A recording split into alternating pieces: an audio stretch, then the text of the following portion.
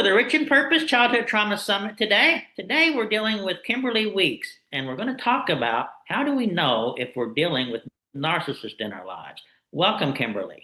Thank you so much, Jamie. I appreciate you having me on. Oh, it's my pleasure. Kimberly, tell us a little bit about you, and then what caused or what got you into helping people, mainly focus in the coaching on how to deal with people who are dealing with narcissism. Okay, a little bit about me. I am a child of God. I'm going to start there. And I became, because of some of my life experiences, a trauma recovery practitioner or trauma care practitioner. I support women specifically, but anyone who's experienced narcissistic abuse wherever it's found, whether it's in their childhoods, whether it's in intimate partner relationships, whether in churches or cults, or in systems, whether it's a workplace, organization, business, nonprofit, all of those different things. A little bit about me is this is near and dear to my heart because I believe it's my life purpose. And I discovered that through going through my own healing and recovery from childhood trauma, as well as being married to a person who I experienced, I would call it sociopath behavior that was narcissistic abuse, predatory patterns of behavior, coercive control, etc. I had 4 children, 4 boys, so I'm a mama, and raising boys as a woman and wanting them to be different than what they had witnessed in their childhoods required me to leave that relationship so that they did not believe that what they were seeing was the right way to treat a partner or a person in a relationship. So that's a little bit about me. And I'm very passionate about this because I have seen it in short order. I have been with clients who've been through therapy, trauma therapy, done a lot of different modalities. And, God has gifted me to be able to work with people and see extremely rapid transformation over a few years from everything they've dealt with from their childhood and how it's presenting in their adulthood. So that's a little bit about me and my story. Well, great. Well, it looks like we're talking to the right person then today. But because I have to tell you, Kimberly, I'm very passionate about this as well because recently I I had a narcissist for a roommate, and she was the one that owned the place. And Mhm. it took me about 6 months to realize that this lady was trying to destroy me, basically. Yes. And I ended up, I wasn't really financially able to leave right away, so I was there for a year and a half, Mhm. and it was really some of the worst times that I've ever had. And to say it bluntly, she was the meanest lady that I ever dealt with in my whole life, and I just couldn't believe it because she was so sweet when I first met her. Yes, yes. And you said it rightly. You said meanest lady, that's the evil that's behind this behavior. But also it's meant, the experience is meant to destroy. It is Right. meant to damage. It is meant to devalue. It is meant to siphon all of what you have to offer in relationship and leave you with nothing. And that's why so many folks struggle for such a long time, because it is devastating in so many ways to every part of them. And that's just being honest about the reality of dealing with that kind of abuse. And not bypassing the actual impact and experience. Sometimes people go, well, you just need to change your mind about it and speak differently about it. And a part of healing is being honest and telling the truth and reckoning with the reality. And so that's what I walk people through. And it can be very painful to go through that grieving process. Well, I think so, because especially and I want you to address this a little bit for high achieving adults, right? We tend to be attracted to that type of person sometimes, or Sure. they can actually, I think they actually spot us, and then they realize that we can be a supply for them. So Mm-hmm. tell us a little bit uh, why we're kind of attracted to them, and then sometimes, Kimberly, why it takes us so long to realize that we're dealing with someone and we should get away, but then we don't. It's a really, really great question. It's like $1 million question. The reality is that narcissists have the ability to perceive weakness, vulnerability, and wounding in people. They can pick it up. It's almost like a spidey senses for them. Okay. They can literally walk into an environment and pick up who is going to be receptive to their charm and advances. And so they kind of hone in on that person. And in the process of honing in on that person, they start asking questions to assess what kind of person or supply of, attention, energy, and giftings you have. They start, kind of that small talk that is really kind of like when someone is casing a house to see if they can break in and steal some stuff. They case you. And when they ask those questions to discern what they can get out of the situation or what value you can bring into their lives, if they find A, that you have some vulnerability, and B, that you have some gifts and some things that you can offer to them, whether that's clout, whether that's money, whether that's sex, whether that's attention, then they start going into the abuse process, which begins with love bombing. Love bombing is like the person says all of the things you've ever wanted to hear. And if you've shared any vulnerability with them up front, they start honing in on sharing the solution to that vulnerability to you. They give you trips, they give you gifts, they give you attention, they give you praise, they give you all kinds of flattery, anything to get you to be endeared to them and disarmed. Endeared and disarmed. So once they gain your trust and they get you hooked into some kind of relationship, that could be a partnership, it could be a business contract, it could be you become their partner or they marry you, it could be that you move into their place and they are your tenant or something like that. Whatever it is that gets them to have close proximity to you, then they begin the next stage of the abuse cycle, which is devaluation.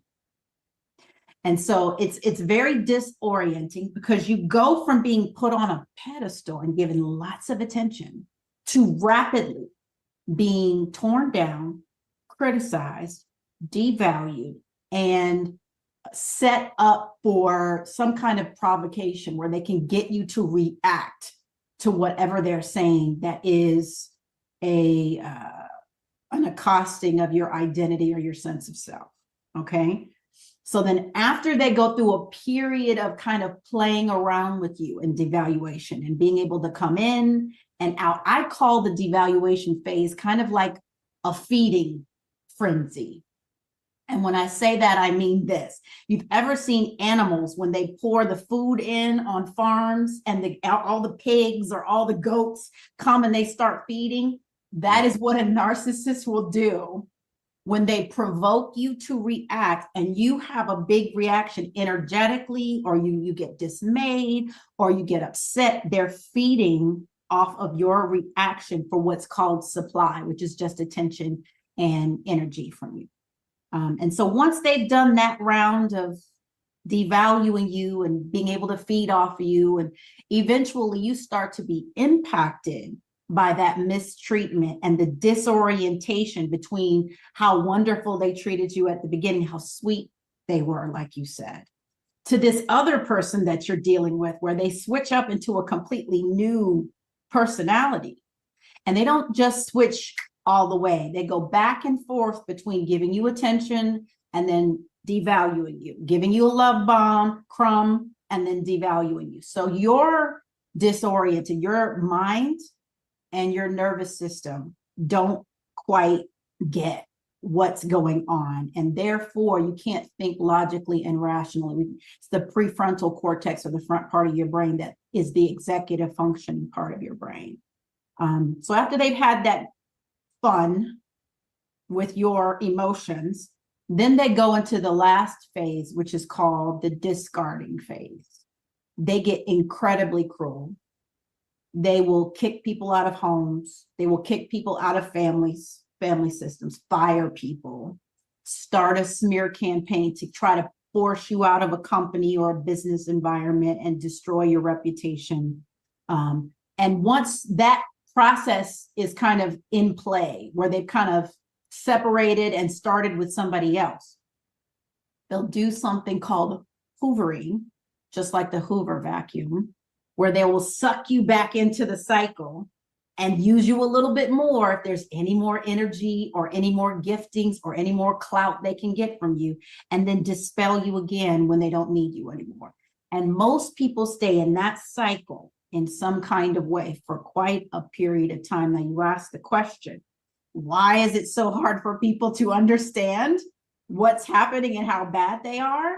And why do people kind of get, stuck going back and forth with that person? It's because your brain is being damaged through this whole process. Your thinking capacity is being damaged through this whole process.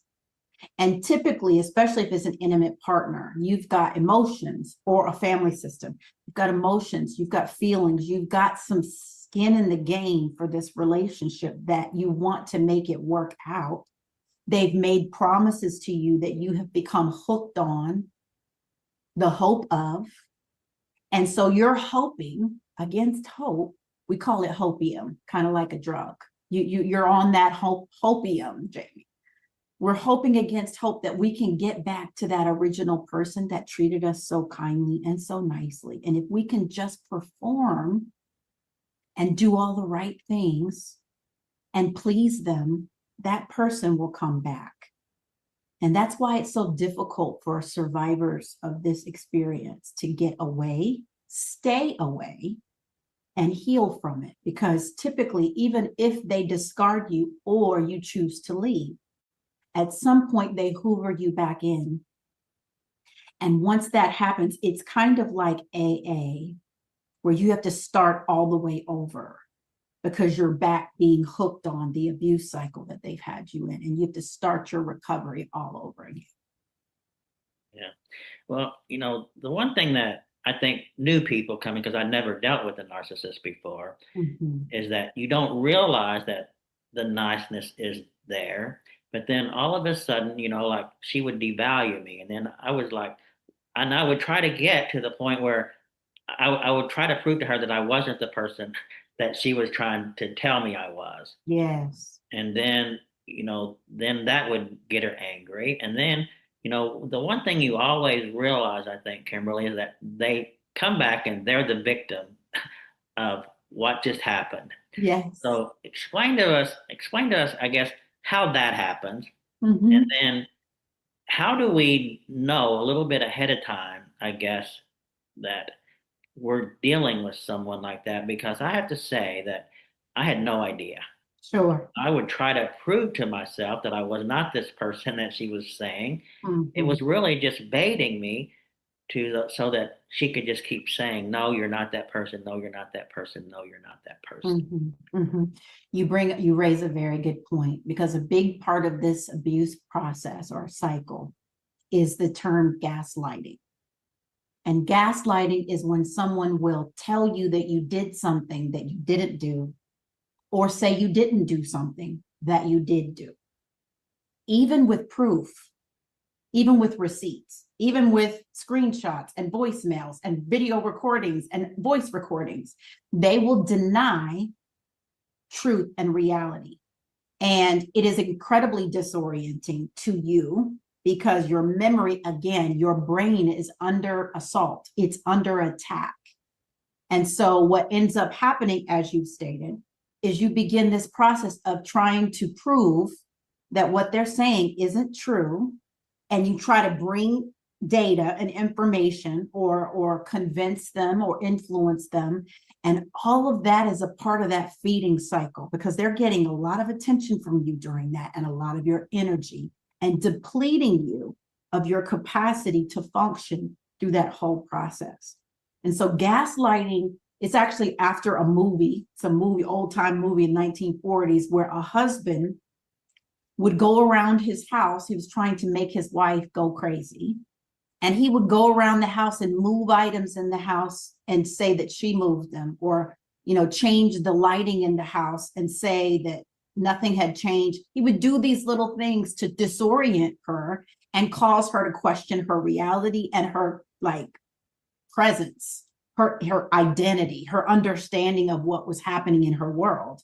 And over time, it pushed her into having a nervous breakdown. And that's what happens, Jamie, when you are in these environments. I don't remember the second part of your question. There was a second part of your question. I think that they always look at to being the victim Yes. Uh-huh. of any situation. Yes. So what they have to do is invert. They want you to exchange the truth for a lie. So they're the person that instigated an argument or instigated a conflict or chaos, but they want to project what they did back on you so that you take responsibility for what is happening, and then you take responsibility for repairing and fixing it. All of that is the feeding process. And so they will lie, deceive, distort, manipulate, gaslight. They'll do all kinds of deception in order to not be responsible for the chaos that's caused, and to sit back. And for some narcissists who are also sadists meaning they get pleasure out of chaos, they will sit back and get pleasure and delight from watching you attempt to prove the lie that both of y'all know is a lie. But just the fact that you're going through the process of trying to get them to admit it, they will sit back like it's a total game to watch you go through that process to try to prove them wrong. Well, for me, that was an aha moment when this lady was telling me that I didn't do something. And I'm like, I do it every day. How can you tell me I don't do this every day and I do it every day? And it became an aha moment where I'm like, I think she's trying to pick a fight with me. Yes. Right? It's not the fact that I didn't do it. She knew I did it every day. But for some reason, she just was trying to pick a fight with me. And the one thing that I want to, when you're doing research on the narcissist, they, at any moment, they can start a fight with you. Yes. And then all of a sudden, now your nervous system and your brain, like when they come home, is this the day they're going to fight with me? Or is this the day they're not going to fight with me and give me some respect? I guess, Kimberly, tell us how we can just deal with that, because that is the point where, unless you have a way to go. And at that point, I didn't have a way to go. I wish I would have had a way, but I didn't have a way. And I would lock myself in my room, but for somehow she would bang, bang, bang, and find a reason to pick a fight with me. So just go through that, and how do we deal with those types of things? That's a really good question, and my immediate reaction was, you don't deal with it. But I also understand, because I've been in that situation as a stay-at-home mom with 4 boys at home that I was taking care of and hadn't worked in 7 years. I couldn't just immediately leave the situation and have the capacity to take care of myself or them. So I would say the best way to go through the process is getting your support system in play. It's getting a team of people, whether it's people that you trust that are in your family, if you have people that you trust in your family, professionals like someone like myself, who are skilled with understanding this particular type of abuse, people in your church environment, all of that, or people who are just mental health professionals, licensed mental health professionals, who are, again, skilled, because everyone is not skilled to deal with narcissistic abuse, so that you can ground yourself in reality.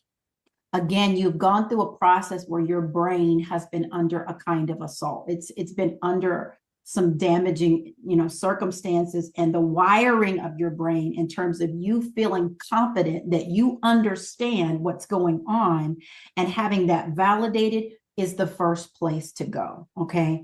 And then when I go work with clients who come to me and they're trying to get out of those dynamics, whether it's with parents or whether it's with an intimate partner, or they need to leave a job, you start going through scheduling or setting up your exit plan. And you're very strategic about it. And you do not communicate to whatever party is involved that you're going through that process of getting ready to leave. Now, here's what's interesting. Just like I said, they can come in the room with their spidey senses and pick up the people who have vulnerability and weaknesses and wounds. They can also pick up when they're in relationship with you, when you have shifted, when you are no longer reacting, when you are no longer susceptible to this provoking an environment, whether they're picking fights with you. And they're picking fights because there is a level of torment on the inside of people who have this disorder. And they have to let it out on somebody. If they don't let it out on somebody, it's going to torment them. So what you're actually getting is a window into what's happening on the inside of them, their own inner chatter, inner critic, their own torment that they're unleashing so that they can kind of separate from it, and kind of your reaction gives them reprieve and some downtime from it being, reverberating on the inside of them. So, when someone comes to me and they're like, what do I do? How do I deal with this? I'm assessing with that person. If they have gotten to the end, you said you had your aha. If they've gotten to the end of trying to prove that they aren't the person that that person says that they are, if they have gotten to the end of trying to change the other person, or if they have given up hope yet that that other person can change, that is the place of transformation and where they can really start working on that exit plan. Because as long as they think or have hope that they can do something to change that other person's treatment of them, they're hooked into that abuse cycle, and they'll go back and forth, hoovering in and out over time. Right. Well, like in my situation, it was a church person that I was referred to, that I needed a roommate and she needed a roommate. Sure. And so the thing was that talking about it, like I didn't want to say anything bad about her to other people in the church. So I ended up keeping it to myself. I didn't really share with anyone that I was going through this. Mm-hmm. I guess, and from my understanding, I guess sometimes as well, Kimberly, is they get you in a situation where they do isolate you, That's so that correct. you don't, like I left that church and I went to another church, and so that really encouraged her, or got her into a situation where she could just keep it going. Yes. And Yes. how do you I guess you deal with that? Because there's, I just keep asking you, how do you deal with it? Because it was so traumatic for me. I Yes. mean, I've been gone for a couple of months now, but I'm still decompressing, right? Mm-hmm. Over everything that happened to me in that year and a half. Mm-hmm. So that's why I want you to just kind of share with people just overcoming these types of things, because Sure. I'm learning from you now, because I'm kind of going through the same thing. So, Mm-hmm. how do you don't let them isolate you, and you move forward in your life? Well, first thing I'll say is isolation is a part of the abuse cycle. They have to discern or figure out who are your support systems and turn those people against you or you against them. It's a part of the abuse cycle. So don't think that it's strange that that happened to you. When you get away from the situation and you have a little bit of time to kind of repair, um, understanding what you were in. I'm going to call that integration. You're integrating what you experience so that you can kind of put it in some kind of order in your mind. And that can take a while, Jamie, depending on how long you were in the situation. What you do is you have to start going into what happened in the situation. Where did you first interact in your life with those kind of dynamics that it was familiar to you in some way to engage? That's when we go into childhood trauma and childhood situations to see with the client where they first saw that kind of behavior, where they first had someone give them all that attention and then switch into another person. Typically, it's a parent or someone in their family system, like a grandparent, sometimes even a sibling, where that's a familiar pattern of behavior that they fell back into in an adult environment. Okay. And then you have to go through that process of looking at the legitimate needs that you have or places of vulnerability that you can shore up for yourself, so that if you interact with a person like that again, they can't pull on you in the same way. They can't hook you the same way, because you're learning to take care of those needs for yourself as an adult. So that all of that is a part of the trauma recovery process, is being honest about what actually happened, taking any ownership yourself of anything you chose to do. And that doesn't mean from a shame or blame environment. It's just accountability for I decided to, or I made a decision to. And then going back to see, where did I first in my life, or have I ever interacted with something like this before? And what did it teach me? What lies did I come into agreement with when I was a child about myself, that I need to step into the truth of, about who I am, what makes me me, where my value lies, and what is my capacity to take good care of myself. Those are the things I work with people over time. And I say in short order, I've had people say, I've been in therapy for 30 years, literally 30 years. And I've learned more from working with you in 12 months than I did the whole 30 years I was in therapy. Because we're not just treating symptoms. We're not just dealing with the current. We're looking at what are the roots of all of this, and what were the things that you came into agreement with that are not true about you or your capacity, that you need to come out of agreement with and stand in the truth of who you are and what your capacity really is in life today. Well, looking back, because a lot of these things I'm kind of going through in my mind, I Mhm. realized that my father and my stepfathers, that my mother must have been attracted to these types of people, because I look back and they were all really kind of a little bit of had narcissistic behavior. Sure. Now, question for you: if, for instance, like me right now, I've Mhm. moved and I'm living by myself, and Mhm. right now, all I want to do, Kimberly, is just not too much deal with anybody. Yeah. I'm seeking to kind of isolate myself to kind of go through what happened and Mhm. get to the other side. Is Mhm. that healthy? Yes, I call that a season of safety. Okay. When you go through these experiences and your nervous system has been so rattled, I mean, I really think about it like a rattle. There is a need for you to stabilize and ground. And it is very important for you to listen to the needs of your body and your nervous system for a period of time, and carve out what I call a season of safety. In that season of safety, there are few people that you allow to have access to your nervous system, because you don't need to repeat any of that. You're vulnerable because you just came out of this situation. And there are some, you said you had some pillars of activity and patterns that you do, and you have to reestablish those patterns and those pillars apart from that person, or apart from your family system, or apart from your organization or job. You have to reconstitute life patterns and rhythms for yourself. And so I call that for clients a season of safety.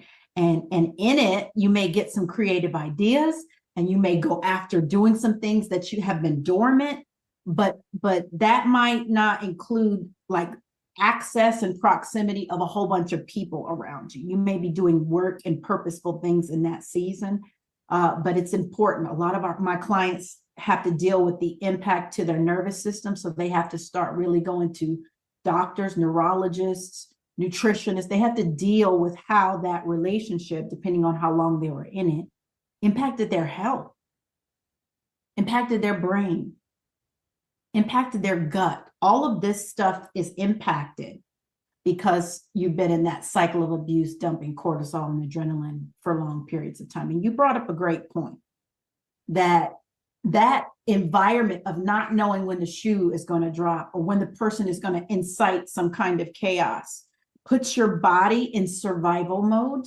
in a very damaging way. And the impact of that over time is can be chronic illness, disease, and the hijacking of your normal nervous system responses. And so that season of just kind of wanting to be away from people helps you come down from that so that you can ground and stabilize. That's actually one of my stages for the women's community I have. We have a whole season on stabilizing so that you can begin again to feel like yourself. It's almost like coming home to your body. And then evaluate, okay, what did I learn about relating to other people that I need to take into the next season with myself? Well, that's good because the one thing is that you just want to get better and you never want to go through that whole process again. I mean, right now I have 5 people in my Napoleon Hill mastermind that I Yeah, deal with. And really, Kimberly, I'm so glad that you're telling me this because that's the only people that I want to deal with.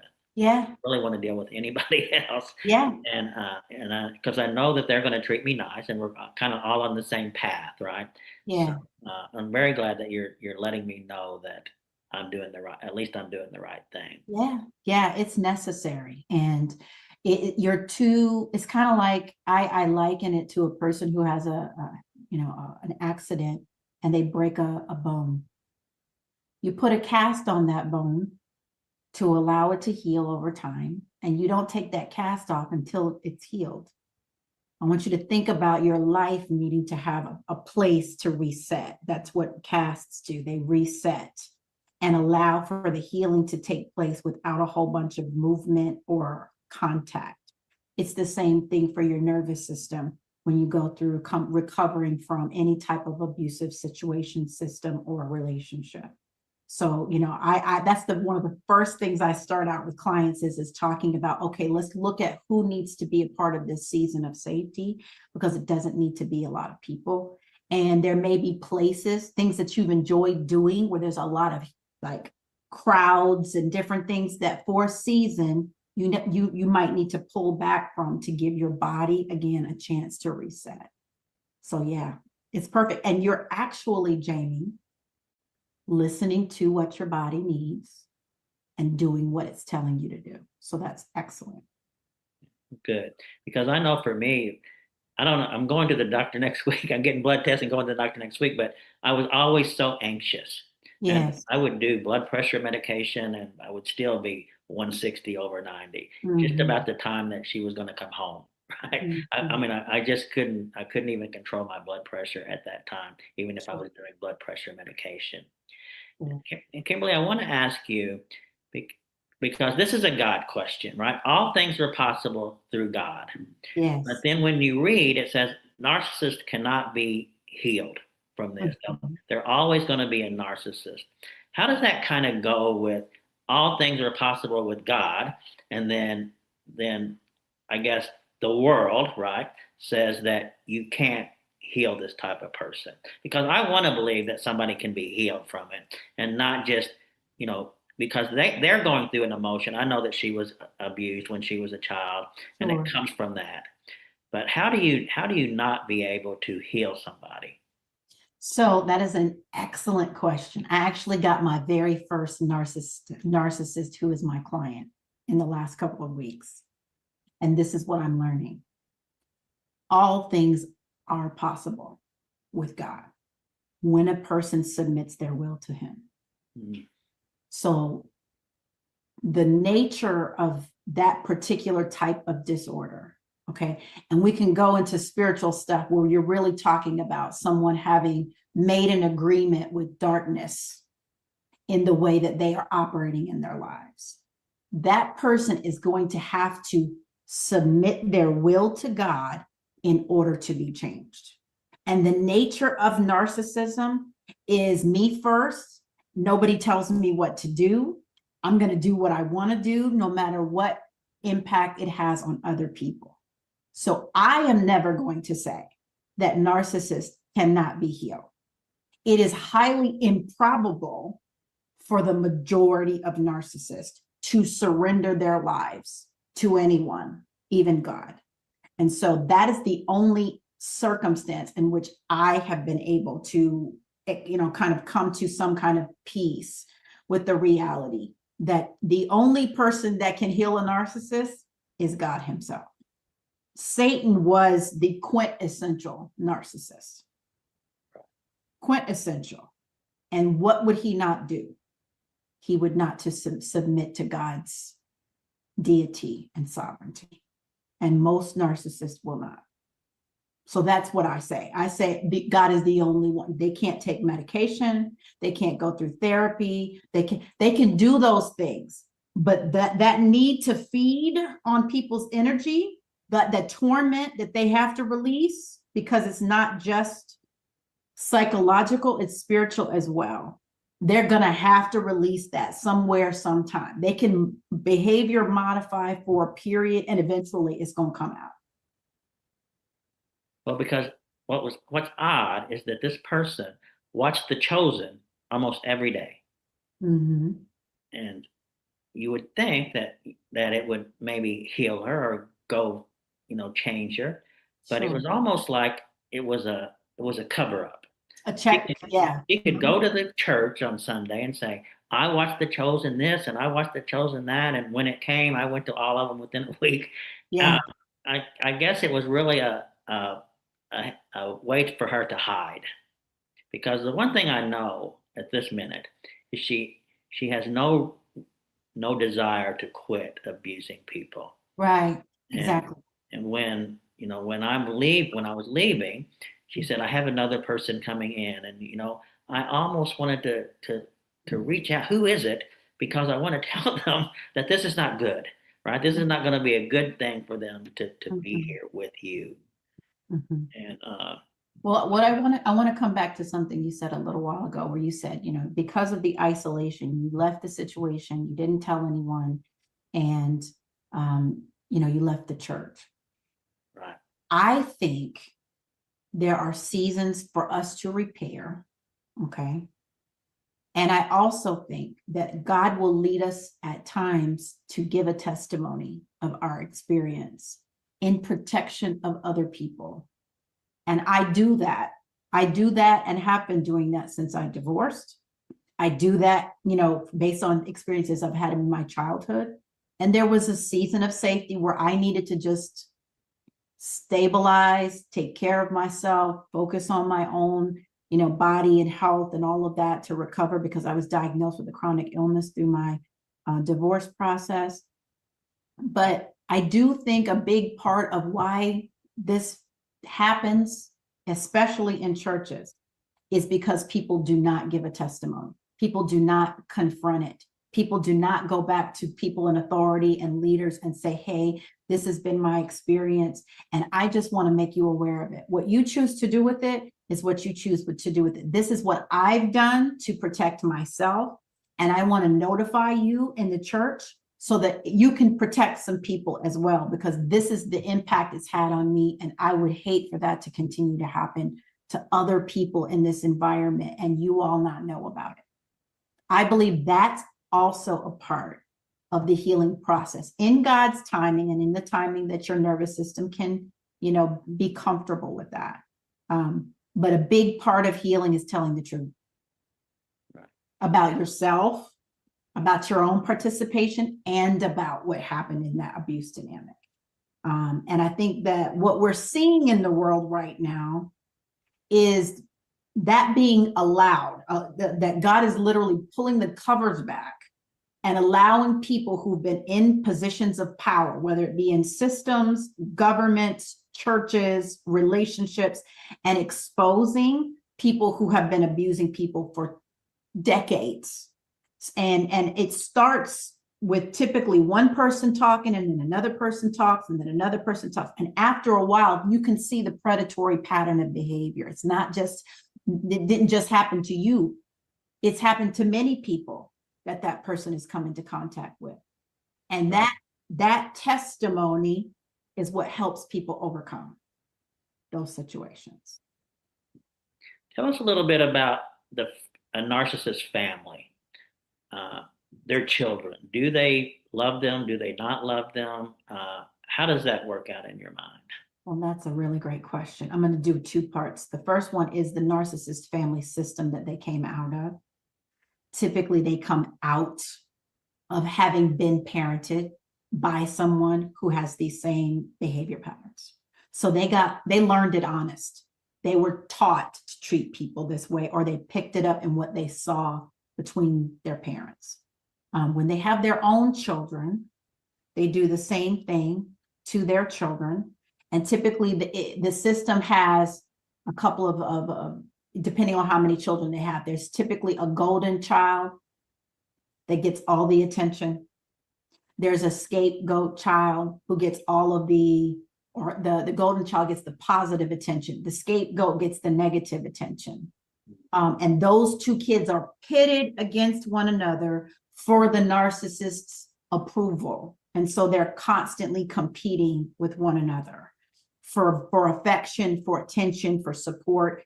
And then there's typically another parent who is a kind of enabler that watches it all go down and tries to keep the kids safe by them being, a source of supply for the narcissist. But what they're really doing is enabling by continuing to stay there, enabling that narcissist to abuse their children as well. And so those dynamics from the childhood replicate in the adult family system that the narcissist has. It's interesting you say that because her son, the golden child, she mentioned her daughter a few times, but in a year and a half, she never came to the house. Right. And I never really knew that she contacted her. Right. So, what you're saying is just like, that's exactly the way it was happening. Yeah. Let me see. Mm-hmm. I think you asked the question, well, how do you spot this? This is, and I want to answer that because I don't know if I got to the spotting. Like if you meet somebody, how do you spot a person who could have these kind of patterns before you really get to know them? I'm going to say, if you notice the person jokes, clowns, mocks other people, and they just, it's just a joke, but when you really think about it, it's a really mean thing that they're saying, or really humiliating thing that they're saying. That's a number one red flag for me, is watching someone kind of, especially mock other people. It could be television shows, characters. It's just the capacity to do that, joking, clowning, and humiliating. Another one would be them, again, being very fast moving in terms of getting close to you, that there being kind of an urgency to get really close to you quickly, and them asking you very personal questions to kind of get into your history, your wounds, your disappointments in life, because they're looking for what ways they can exploit those weaknesses in you. And they do it very early in the relationship. I remember I went out on a date with a guy, and he said to me, oh, if you want to sit and like just have a conversation, we can just kind of like tell each other all the things that have really happened that have been really difficult and bad. And, I'd love to sit and just get to know more about you. This was like before our first date.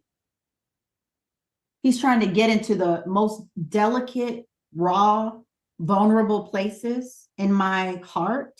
And you don't even know me. We haven't even been on a date yet. Not a big red flag. Big red flag. And then also I would say, and this is a really important one, Jamie, it's you paying attention to your own nervous system in that person's presence. You ask the question, well, like, how can you pick it up? A lot of us, especially high achievers, are used to, kind of networking to try to create, contacts, relationships. And we're looking for, how can I, get connected to people so that as I'm growing this business, or as I'm growing my, opportunities, programs, whatever, I'm finding out who's who in this room. What's more important to do when you go into a situation is pay attention how your body responds to a person's presence. And most of us don't pay attention to our bodies. Most of us don't pay attention to when we feel like something's wrong with, I don't know what it is about that person, but it's something about them that makes me feel uncomfortable, or when that person said that, there was something about that that just felt like almost like a little dagger that they were. When we pay attention to our bodies in the presence of other people, God made our bodies to have innate alert systems. And when we pay attention to our bodies and respond to them, we can pick up before anybody even speaks to us whether or not that person's safe for us. That's probably my number one thing. And most of the time, because of the abuse, one of the consequences of abuse is sometimes people numb. They disconnect from their bodies because what's happened has been so overwhelming that they haven't been able to pay attention to themselves. So a lot of what I do are somatic practical tools that help them start befriending their bodies again and paying attention to what sensations they have so that they can like see how much of a gift God put inside our bodies in picking up whether environments and people are safe or dangerous. We call it cues of safety or cues of danger. So those are the things I would say, are some telltale signs of things you should watch out for in an environment with a person. Well, that's good because I'm screaming at the top of my lungs. The reason I'm having this particular segment, and I think it's one of the most important segments that we'll have, Mhm. is because once you get into it, Kimberly, it's hard to get out. Yes. Or unless you're in a sometimes people just, oh, I just don't like her, and you just move on. But Mhm. when you get into that, because a lot of us, especially with childhood trauma, we have people pleasing tendencies. So now here we have someone that we can't seem to please as Mhm. readily as we do a lot of people. Mhm. So, for me, and it came in early in the relationship, is that all I wanted to do was just make her like me and make her not see me as this other person. And the one thing that kind of gets me is that I still would like her to like me, and so explain to us on a little bit on that because that really, I think I'm a little bit loopy when when I go into this thinking, at some point I wish I could still have her like me. I understand, Jamie. I do. I think when I hear you say that, the question that comes up in my mind and heart is, do you like you? Well, and that's the thing, Kimberly, that I'm working on, right? Mhm. Because and I said this in a couple of other maybe segments, but when I used to say love your neighbor as yourself, I would say to myself, well, I would like to love them more than that, right? More than Mhm. I love me. I would rather love like somebody more than that. And Mhm. those are the things I think that, so many times we get into, and what happened to me, especially even in this particular instance, is that I ended up doing a job that I didn't even like, that was really below me Right. because of all the study that I did. But it was, the one thing that was stressed is that on the first, right, rent has to be paid. That's the Yeah. most important thing. And if it was on the second, it was a traumatic experience. Yeah. Yeah. So I ended up waiting tables. I ended up doing things that I quit 15 years ago Mhm. just to make sure that on the first, or if I wasn't going to do the first, I get paid on the Wednesday. But Mhm. I let her know that this is what's happening. The money in the situation became so important, and then I got really irritated with myself because here Mhm. I am. I'd had two businesses that sold over $1 million, but for some reason in this particular minute, the most important thing was that I had cash flow coming in. Sure. I did things that I didn't really want to do. So Sure. I started not liking myself. Yeah. Yeah. Yeah. Yeah. See, that's when we talk about going back to our childhoods. Underneath all of these experiences with narcissistic abusers is a legitimate need. It's a completely God born, God planted need. And the need for acceptance and belonging is a part of our humanity. Now, the world will tell you, Jamie, that your appearance plus performance, how well you can perform, how well you can bring that money on the first, is what's going to equal acceptance. And many of us from childhood get caught in that matrix of how do we look, how do we appear, how do we perform, how do we accomplish? And if I can just be good enough, then I'll be accepted and I'll have a place of belonging. And that's where God has had to meet me, Jamie. God has had to strip me over time from these experiences of looking to people to give me that sense of acceptance and belonging, and look to him to give me that sense of acceptance and belonging. And so when I ask the question to you, do you like you? Do you love you?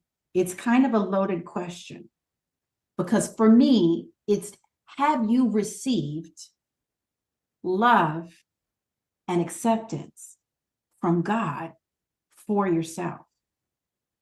When we receive that, we have it for ourselves. And then when someone comes to try to dangle that equation of you got to look a certain way and you got to perform a certain way, or you're going to be, rejected, it doesn't carry the same weight, because we have experienced receiving it from God already for ourselves. And then we start taking care of ourselves in a way that displays that we love ourselves. And there is a contrast between that and other people coming to us to dangle carrots of acceptance and belonging. So that's when I ask that question. It's really not a question of whether you love you. The question is, have you received love for you? And that is what has helped me heal from narcissistic abuse. That's hooks that can no longer be put in me, that someone comes along. And when I say that, I mean this. I want to make sure I give this caveat. Because we grew up in those experiences and environment, it's kind of a weakness that's kind of in our nature, if that makes sense, to be pulled into trying to prove ourselves. But the more time that we receive love, take care of ourselves, and do our own inner work, the less that hook and that pull, the less strong it is to us over time. So your season of safety is really about that. It's about you spending time taking really good care of yourself, looking at the things you really desire, and reconnecting with your body so that you can experience what it's sensing in different environments, and receiving love from God for yourself. And when you go back out into situations, you get to carry that sense of, I already belong and I'm already accepted, out into experiences. So if someone comes and goes, well, if you don't do this, I'm not going to like you anymore, I'm going to reject you, you can go, okay, that's fine. Does that make sense? Yeah, that does. Because my mother had me when she was 15, my sister when she was 16. And so Yes. we kind of grew up together. But, Mhm. that sometimes my mom would just say, well, I think I like this person now. So she would leave and spend time away. We'd stay with our grandparents. Yes. And so abandonment issues and that type of thing were really part of growing up for me. And it's something I still deal with. Sure. Sure. But so trying to make people like me, kind of like I was trying to make my mom like me, Mm. was in my blood. But I'm Sure. just going to give God a glorifying praise at this minute, because Mm. I was actually getting this business going, Mhm. and it was August the 1st. I found someone that would invest in the business with me.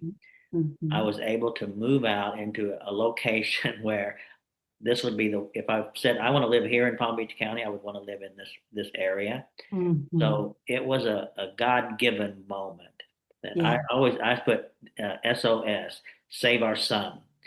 Uh, he came and put me here in a great place, and now I'm growing, and I'm telling myself every morning, I love you, Jamie. I love you, Yeah. Jamie. And I'm Yeah. kind of going through that. But Yes. it is the sometimes the childhood that you have carries over, especially, if you don't deal with it. Childhood trauma, I didn't even know I had childhood trauma until a Yeah, couple years ago. So I really wasn't dealing with it. I was just reading motivational books.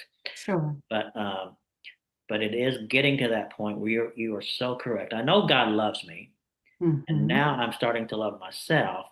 And Mm-hmm. that's when love starts being the primary goal in your life, Yes. then that's when I feel life is going to change for the better.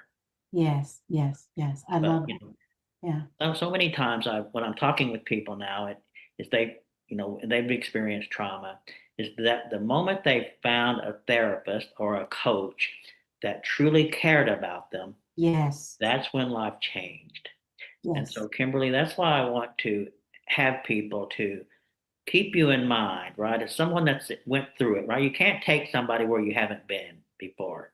So if you can have someone that, like yourself, that has dealt with it, now in a position to help people, then you're going to be in position to change yourself. So, Kimberly, let people know. We'll put it on the screen as well, but let them know how they can get a hold of you and talk about if you're the person that might be able to help them get to where they want to go. Awesome. So my website is the narcissisticabusecoach.com. They can also reach out to me on my Instagram, and it's Instagram at I am Kimberly Weeks. And I do a lot of content there just to kind of give people inspiration and hope and a little bit of information around the different dynamics of narcissistic abuse. But primarily, what I want to do is shine a light on how God is the one that can heal people from this. And I'm supporting them as they walk through that with them, really to discover who they are in Him, but to understand what they've been in and to ground themselves in reality. Because a big part of this is this abuser pulling you into a fantasy world and you being disconnected from the truth. And the Bible says, you shall know the truth, and the truth is what's going to set you free. So that's what I support people in doing, so that they can walk in the freedom that they have access to. Well, we know that we're all here for a purpose, Mhm. and we know that it is a good purpose. And one thing people always, if the purpose is about you when you think it, it's not your real purpose, right? Right, Yeah, the right. purpose is going to be how do you help other people? And Mhm. I'm so happy that I got a chance to meet you and spread the word that you can help people get out of this situation that sometimes can be just overwhelming. So, Yes. Kimberly, thank you so much for giving us your knowledge, giving us your expertise, and also just in the way that you answer the questions to know that you really care. And God is with you trying to help people in this situation. So, again, thank you so much. And let people know how to get a hold of you, and we'll talk really soon. Okay. Thank you so much, Jamie. Thank you, Kimberly.